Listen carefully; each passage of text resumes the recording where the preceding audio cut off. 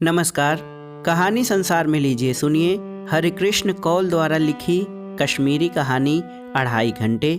वाचन स्वर मेरा यानी अनुराग चौधरी का है। हम स्टेशन पहुंचे तो अंधेरा हो चुका था। पहुंचते ही हमने आरक्षण चार्ट पर दृष्टि डाली, लेकिन यहाँ भी दुर्भाग्य के ही दर्शन हुए। वेटिंग लिस्ट में जिन भाग्यवानों के नाम मेरे दोस्त से पहले दर्ज थे, उनका आरक्षण हो चुका था, लेकिन मेरे ही दोस्त को जाने किस जुर्म की सजा में लटका कर रखा गया था। दुर्भाग्य ने उसे और उसका साथी होने के कारण मुझे एक और तरह से भी परेशान किया था। पुणे से आने वाली जिस गाड़ी से उसे जम्मू जाना था, वह 2.5 घंटे लेट थी। इस दूसरी परेशानी का असर उससे ज्यादा मुझ पर पड़ा था। मैंने सोचा था कि अगर गाड़ी आदत से मजबूर होकर लेट ही आना चाहेगी तो भी 9 बजे तक आ जाएगी। दोस्त को विदा करके मैं आसानी से 10 बजे की आखिरी बस से अपने घर पहुंच सकता था, मगर अब वह बात नहीं रही थी। मेरी समझ में नहीं आ रहा था कि दोस्ती और लिहाज का चोला उतारकर दोस्त को उसकी किस्मत के हवाले करके स्टेशन पर छोड़ जाऊं और खुद समय पर अपने घर लौट जाऊं, या फिर मुद्दत बाद मिले दोस्त के प्रति अपना कर्तव्य निभाते हुए तब तक स्टेशन पर ही ठहरूं जब तक पुणे से आकर गाड़ी उसे लेकर जम्मू के लिए रवाना नहीं हो जाती। अपने आप को अपनी किस्मत के नहीं बल्कि अपने प्रभु के हवाले करूं।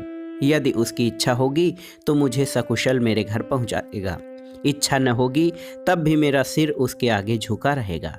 इस मुल्क का कुछ नहीं होगा, न ट्रेन वक्त पर आएगी न प्लेन टाइम पर टेक ऑफ करेगा। मेरे दोस्त ने यह बात तल्ख लहजे में कही और बेंच से उठकर प्लेटफॉर्म पर निरुद्देश्य घूमने लगा।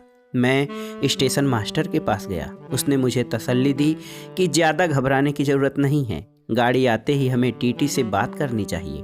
अगर उसके पास कोई बर्थ खाली होगी तो वह बर्थ हमें ही मिलेगी। जिस प्रकार कोई मुर्गी चोंच में दाना लेकर चूजे के पास जाती है, उसी प्रकार मैं यह शुभ सूचना लेकर अपने दोस्त के पास गया। सुनकर उसे कोई प्रसन्नता नहीं हुई। उसके चेहरे पर उसकी खास मुस्कुराहट एक बार फिर मेरा मजाक उड़ाने लगी। स्कूल मास्टर से लेकर स्टेशन मास्टर तक सब झूठी तालीम और झूठी तसल्ली देते हैं। इस मुल्क का कुछ नहीं होगा। मेरा यह दोस्त कश्मीर का प्रसिद्ध और जाना माना बुद्धिजीवी था, जो मानव मूल्यों के विषय में हुई एक ऑल इंडिया कॉन्फ्रेंस में भाग लेने दिल्ली आया था।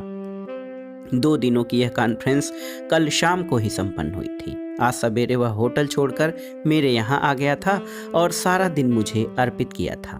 सबसे पहले हम इंडियन एयरलाइंस के दफ्तर गए थे।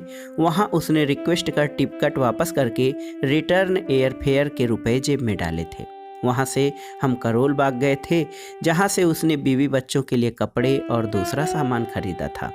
करोल बाग से आकर उसने मेरे घर पर मेरे साथ कश्मीरी खाना खाया और मेरी पत्नी के पकाने की बहुत तारीफ की थी। मेरे बच्चों के साथ भी वह खूब खेला था और इस बात के लिए सिर्फ उन्हें ही नहीं, मुझे और मेरी पत्नी को भी शाबाशी दी थी कि इतने बरस दिल्ली में रहने के बावजूद हम और बच्चे कश्मीरी ही बोलते हैं।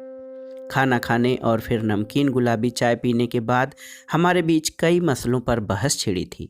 उसकी बातों से लगता था कि उसे हर व्यक्ति और हर विचार से नफरत है, मगर वैसी ही नफरत जैसी एक बाप को अपने प्यारे बेटे से उसकी बदकारी देखकर होती है, या फिर किसी आज्ञाकारी और श्रद्धालु बेटे के मन में अपने पिता का कोई नीच कार्य देखकर पैदा होती है।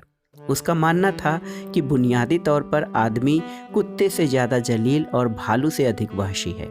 उसकी राय में वह दिन कायनात का सबसे तारीख दिन था, जिस दिन 4 टांगों वाले जीव ने 2 टांगों पर चलना सीखा था और इस तरह अपनी जात को उबार कर बाकी मखलूकात को डुबो दिया था। यह सब कहने के बाद उसने आह भरी थी, इस दुनिया का कुछ नहीं होगा। 4 बजे के आसपास मेरी पत्नी ने उसकी फरमाइश पर कश्मीरी कहवा बनाया था। कहवा पीकर हमने और भी बहुत सारे अदबी, इल्मी, आलमी और आफाकी मसले धुने थे। 7:15 बजे वह और मैं टैक्सी से स्टेशन की ओर चल पड़े थे और इस समय 9:15 बज रहे थे। प्लेटफार्म नंबर 2 से एक गाड़ी जाने के लिए निकल पड़ी।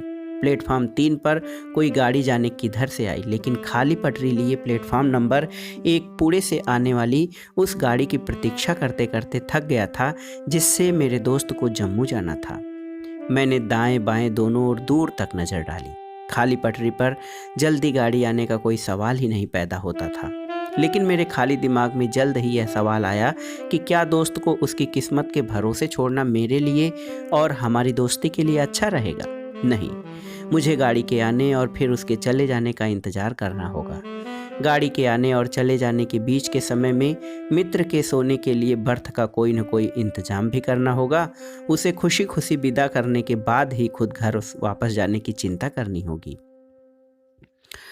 ठीक है, 10 बजे के बाद कोई बस नहीं मिलेगी, पर 3 व्हीलर तो मिल जाएगा। तभी यथार्थ की सुध आने से मेरा उत्साह ठंडा पड़ गया। स्टेशन से मेरे घर तक 3 व्हीलर का किराया 10-15 रुपए से कम क्या होगा, मगर मेरी जेब में 5 रुपए का एक और अकेला नोट था। आधी रात को घर पहुंचकर पत्नी को जगाना और उससे 3 व्हीलर वाले को देने के लिए रुपए मांगना मेरी समझ में नहीं आया कि मैं इस नई समस्या से कैसे निपटूं। जब मेरी पत्नी की नींद टूटेगी बल्कि तोड़ी जाएगी, तब वह मेरी हड्डी पसली तोड़ने में कौन सी कसर बाकी रखेगी। पूछेगी कि यह कौन सा चहेता भाई बहनोई आया था जिसके लिए तुमने पूरा दिन और आधी रात बर्बाद की। अपने बच्चों का पेट काटकर रोगन जोश, मखनी, शामी कबाब से उसका जहन्नुम पेट भर दिया और 30 पर 3 व्हीलर के किराए के तौर पर जुर्माना भी अदा किया। मैंने अपनी पत्नी के अनचाहे मेहमान की ओर दृष्टि डाली। उसने समय बिताने के लिए इवनिंग न्यूज का पर्चा खरीदा था। उसके पास जाकर मैंने भी पर्चे पर नजर डाली। 5 करोड़! मेरे मुंह से चीख सी निकल पड़ी। सुर्खी वाली खबर बड़ी सनसनीखेज थी। 5 करोड़ रुपए का एक बड़ा भारी स्कैंडल नंगा हुआ था, जिसमें बड़े बड़े लोगों के हाथ होने की संभावना थी। 5 करोड़ पढ़कर तुम्हारी लार इस तरह क्यों बहने लगी? आजकल करोड़ कोई बड़ी रकम नहीं होती। उसने मेरी मूर्खता पर मुस्कुराते हुए कहा, कुछ पता है आए दिन होने वाले इन सेमिनारों, कॉन्फ्रेंसों, जश्नों पर कितने करोड़ खर्च होते होंगे, कितनी दौलत जाया होती होगी। इस मुल्क का कुछ नहीं होगा। मतलब जिस कॉन्फ्रेंस के लिए तुम यहाँ आए थे उस पर खर्चा किया गया सारा पैसा भी असल में जाया हुआ है। मैंने कहा, बिल्कुल जाया हुआ है। इतने लोगों के लिए फर्स्ट क्लास या हवाई जहाज़ से आने जाने का इंतजाम किया गया। 5 स्टार होटलों में इनके कमरे बुक किए गए। लंच, डिनर पार्टी, पिकनिक पर हजारों नहीं लाखों रुपए उड़ाए गए। पहले बेमतलब की इन मजलिसों के बारे में फारसी में कहा जाता था निशस्तन, गुफ्तन, बरखास्तन, मतलब बैठना, बातें करना और उठकर चले जाना। मगर अब इन तीनों के साथ एक चौथा भी जुड़ गया है, खुर्दन, यानी खाना पीना। इस मुल्क का कुछ नहीं होगा। जाने कैसे इस बार उसका तकिया कलाम मेरे ही मुंह से निकल पड़ा। मुल्क का कुछ नहीं होगा या नहीं, मुझे फायदा जरूर हुआ। कैसा फायदा? मुझे 10 साल बाद अपने दोस्त से मिलने का मौका हासिल हुआ। उसने पहले मेरे कंधे पर हाथ रखा और फिर मुझे गले से लगाया, फिर मेरी कमर में हाथ डालकर मुझे एक स्टॉल तक ले गया और 2 ऑरेंज जूस का ऑर्डर दिया। कायदे और शराफत से पेमेंट मुझे ही करना चाहिए था, मगर मेरे पास सिर्फ 5 रुपए का एक नोट था। मैं नज़र बचाकर माइक पर हो रहा अनाउंसमेंट सुनने और उसे समझने की कोशिश करने लगा। मेरा दोस्त जब पर्स निकालकर पेमेंट करने लगा तो मैंने तुरंत जेब में हाथ डाला। उसने मेरा दाहिना हाथ पकड़कर मेरे दूसरे हाथ में जूस का गिलास थमा दिया। ठंडा जूस पीते पीते लज्जित चेहरे से पसीने की सर्द बूंदें बहने लगी और देखते देखते 2.5 घंटे गुजर गए। पूरे 10:30 बजे दाहिनी तरफ का सिग्नल डाउन हुआ। दूर पटरी के सिरे पर लाल बत्ती की जगह हरी बत्ती जली और कुछ देर बाद ही प्लेटफॉर्म को झकझोरती प्रागैतिहासिक काल के डायनासोर से भी भयानक रूप में गुजराती रेलगाड़ी हमारे सामने पहुंचकर रुक गई। प्लेटफॉर्म पर सूटकेस लिए मर्दों, बच्चों के हाथ थामे औरतों और सिर पर सामान लादे कुलियों की भाग दौड़ और धक्का मुक्की शुरू हुई। न उतरने वाले भीतर जाने वालों को घुसने नहीं देते और नहीं घुसने वाले उतरने वालों को बाहर आने देते थे। यह पागलपन देखकर मेरा दोस्त हक्का बक्का रह गया। उसकी अनोखी मुस्कुराहट इस समय जैसे उसके होठों से गायब हो गई थी। अचानक काला कोट पहने टीटी प्लेटफॉर्म पर खूमी की तरह फूट पड़ा और सामने वाले काउंटर के पीछे खड़ा हो गया। दर्जन भर यात्री सामने इकट्ठे होकर उसकी ओर टुकुर टुकुर देखने लगे, लेकिन उसने उन पर कोई दया न दिखाकर बेरुखी से ऐलान किया कि किसी भी कंपार्टमेंट में सोने के लिए कोई बर्थ खाली नहीं है। मेरे दोस्त का चेहरा पीला पड़ गया, लेकिन मैं बेशर्म बनकर टीटी की तरफ बेचारगी से देखने लगा। वह सामने खड़े लोगों की अवहेलना करते हुए जाने किस अभिप्राय से इधर उधर देख रहा था, लेकिन मेरी तरफ एक दो बार उसने अजीब नज़रों से जरूर देखा था। या तो उसे मुझ पर और मुझसे ज़्यादा मेरे साथ चिपके मेरे दोस्त पर दया आई थी, या फिर उसने हमें तगड़ा आसामी समझा था। थोड़ी देर बाद जब उसके सामने खड़े व्यक्ति छटने लगे तो उसने बिना किसी हिचक झिझक के मुझसे 20 रुपए मांगे। मेरे दोस्त ने तुरंत 10-10 के 2 नोट मेरे हाथ में दिए, जो मैंने मुस्कुराकर टीटी साहब के हवाले किए। टीटी ने भावहीन चेहरे से नोट जेब में रखे। मेरे दोस्त का पीला पड़ा चेहरा फिर से कश्मीरी सेब की लालिमा सा चमकने लगा। उसने मुस्कुराते हुए मुझसे कश्मीरी भाषा में कहा, अब शैतान का पेट भर गया, मुझे बर्थ मिल गई और मेरा काम बन गया। अलबत्ता इस मुल्क का कुछ नहीं बनेगा। टीटी ने पहले जैसे भावहीन चेहरे से मुझसे टिकट मांगा। मेरे दोस्त ने अपना टिकट मेरे हाथ में रखा, जिसे मैंने टीटी के हवाले किया। उसने कंपार्टमेंट और बर्थ का नंबर लिखकर टिकट लौटाया। मेरे दोस्त ने अपना टिकट मेरे हाथ से छीन लिया और अपना कंपार्टमेंट खोजने दौड़ा। मैं भी उसके पीछे जाने लगा कि टीटी ने आवाज़ दी, दूसरा टिकट कहाँ है? हम में से एक को ही जम्मू जाना है, जिसे जाना है वह अपना डिब्बा ढूंढ रहा है। मैंने उसे असली बात बता दी। बात सुनकर टीटी का चेहरा क्रोध से तन गया। मेरी ओर देखकर बोला, मैं सेकंड क्लास के एक बर्थ के सिर्फ 10 रुपए लेता हूँ, न एक पैसा ज़्यादा न एक पैसा कम। ये मेरा उसूल है और मैं उसूल छोड़कर बेईमानी नहीं करता।